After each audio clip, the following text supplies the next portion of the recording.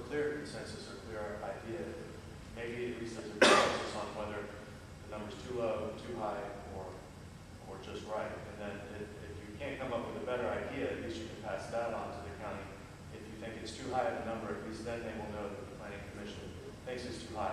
If it's too low, same thing. Then they'll have some, we'll have some direction, and they'll have some direction of what your general thought is.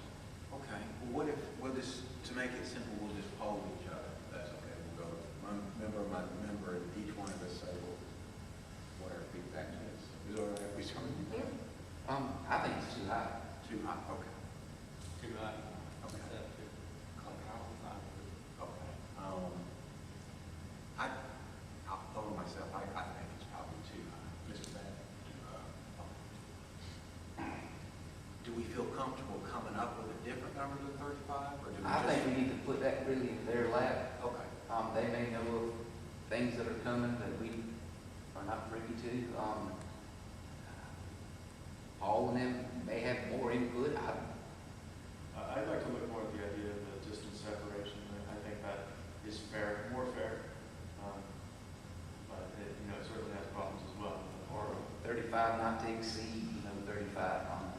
But we'd like to see less if possible. I don't know that. So when you present it, you could put like some footnote or comment or something that the planning commission recommended, something lower than 35. it felt that the 35 was too high. Okay. And we'll look at options. And then I had, and if y'all knew any other thing, please let me know. But I know I made one other thing that maybe we need to figure out if we have consensus about, and that's the one Tom brought up, which is the ability to illuminate the sign from the bottom, not just from the top. So the question would be, and this is under the illumination. No, take that back. This is under. I'm sorry, this is under illuminations, which is section 70-645. It's on my page 10. No, 11. 11. You're right, exactly. It's paragraph E. Whether we as a planning commission want to leave E in, or whether we as a planning commission wanted to recommend to the county commission that they leave E out.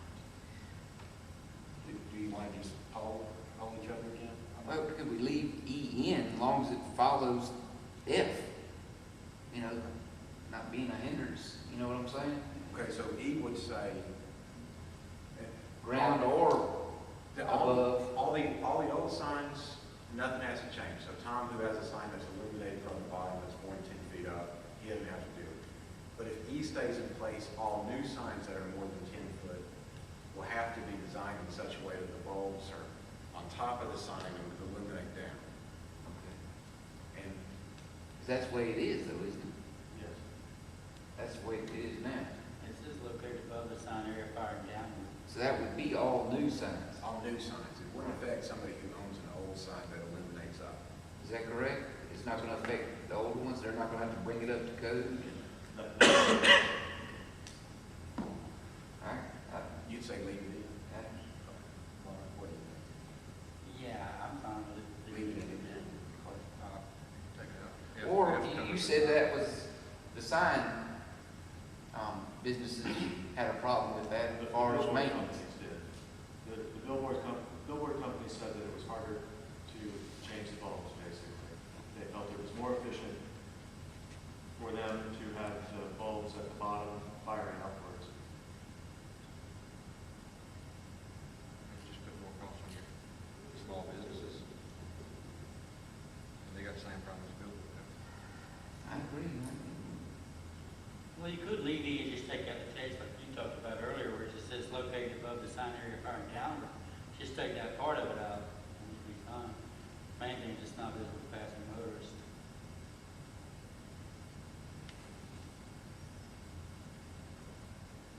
Not glare. It's going to be visible. Driving there.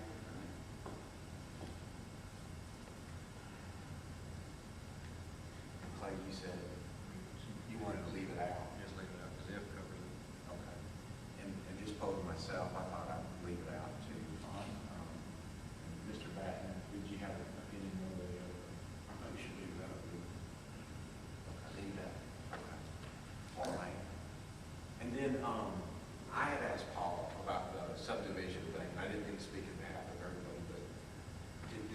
do anything that was disagreeable to anybody's, because I asked Paul, when it came to subdivision signs, that we did allow the subdivision signs to be illuminated. Is that all right? Yeah, I'm good with that. I like them illuminated themselves. Well, then those are, I guess, the three Well, now, wasn't- additions that we so far have come up with. Is there anything else we want to come up with before we voted on this as a package? Wasn't there something come up though, I thought Mr. Nelson brought it up, about the signs in front of subdivisions?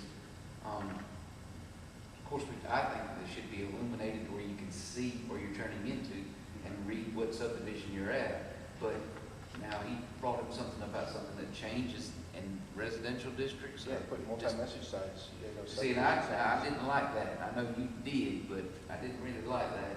Because if they want to advertise, they can advertise on the big billboards. But I don't think that should be in a residential market. Yeah, I'm with you, I wasn't. I just wanted them to be able to illuminate their entrance signs, but I'm like you, I'm uncomfortable about them having a multi-message Right. LED on top of it. But I do appreciate the suggestion, I just wasn't comfortable with it. I understand what he was saying. Yeah. Well, is there anything else? Okay, well then, I guess, with those three things that we articulated, and Paul's got them written down, do we have a motion from anybody on the board as far as if we want to recommend this with those three changes or deny this? I make a motion, we recommend that those changes. We have a motion to recommend, is there a second? Sorry. We have a second. All in favor? Is anybody against? It's unanimous. We appreciate the public input. Let's see, I don't do. Oh, we sure do. Are we ready to finish this meeting? Okay. Anything to say, Jeff? We have the Yeah. other one, which is text amendment, B10-005L. The reverse. Essentially, this is the same ordinance as what was presented. As Paul mentioned, he didn't see any reason to readdress it. Jeff does have something of this just for the city. I just had a couple more questions that I But of forgot to ask course, earlier. you know, the audience may have different questions or something else to say about the city's version of the sign ordinance. All right, so to be fair, we need to have a public hearing on this. Okay. Gentlemen, we'll open this up for a public hearing. That's what we're supposed to do. But we do greatly appreciate it, given the hour. This is pretty short. Thank you so much.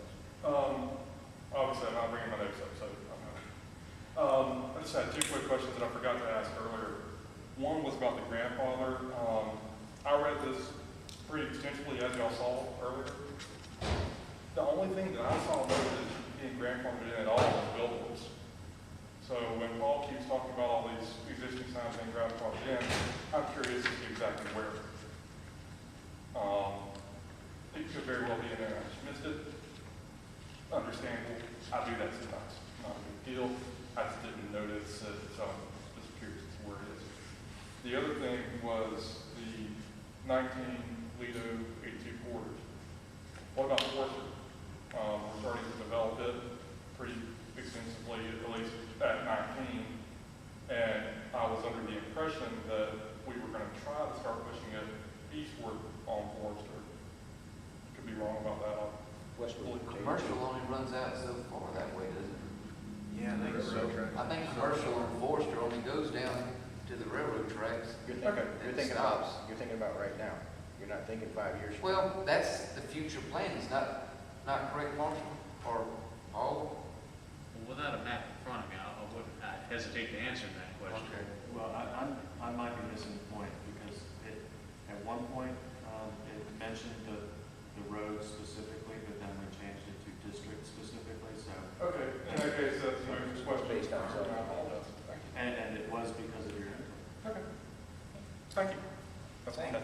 Thank you. Told you it'd be short. Thank you, Jeff. Paul, Jeff did have that one question, and he was asking, how can we be sure that we are grandfathering in the signs that are too big or too small? Because when he read it, it looked like we were only grandfathering in billboards. Well,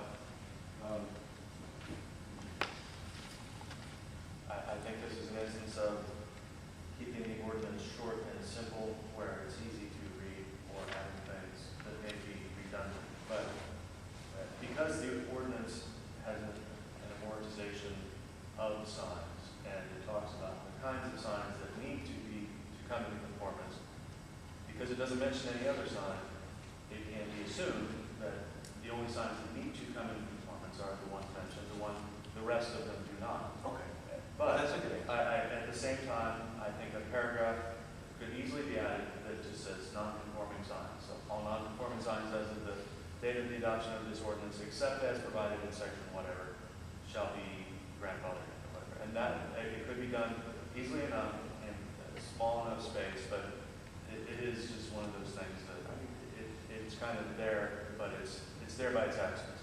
I got a question on that one then. If, say, a convenience store has 50 to 75% of their window covered up when this goes into effect, does it They just keep it. grandfather them in? Just a thought.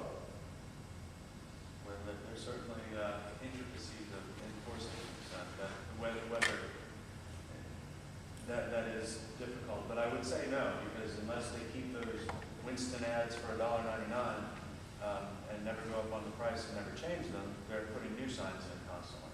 So I would say that one's easy enough to say it's a new sign. But there are certainly lots of little cases like that where how do we enforce them? All right, well, thank you, Paul, thank you, Tim, and Jeff. With that, I'll close. Yes. One more. Paul, I really want to close this public hearing. I just wanted to point out that this ordinance was basically written by a fellow named Frank Jenkins, who's renowned in the state of Georgia for land use and writing these ordinances.